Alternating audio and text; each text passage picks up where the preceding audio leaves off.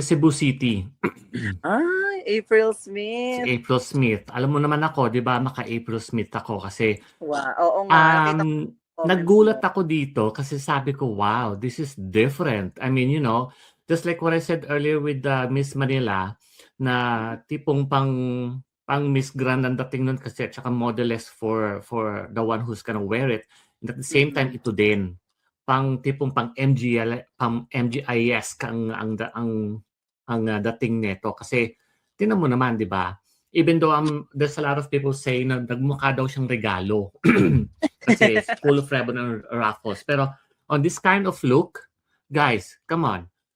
No one did this before. This is the only very first na magganyan. And at the same time, yung fabric na ginamit nila is kinopia like yung sa Solihiya, yung kay Emma Tiglaw na Yes, na fabric na ginamit dun sa saan ba yun? Natos national pa yun? costume.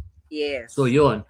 But to put that kind of material into wearable glam look in a fashion way like this, 'di ba? Ang galing. And at the same time, nailabas niya talaga yung pagiging modelo niya kasi as we all know, si April Smith naman is model siya, 'di ba? So it really tamang-tama, fit na fit sa kanya yung look niya na to. Kaya I'm 10 out of 10 ako sa pagpili niya nito. And dito talaga malalaman, I think si April ready na talaga siya para ipadala sa supranational. I think this time ready talaga si April. So you have to watch out, guys, kay Cebu City.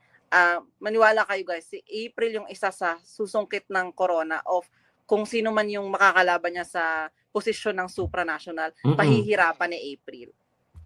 Ako din, nagro-root din ako sa kanya for Supra, sa totoo lang. Yeah. Bagay na bagay siya doon. Kaya I'm so excited for her.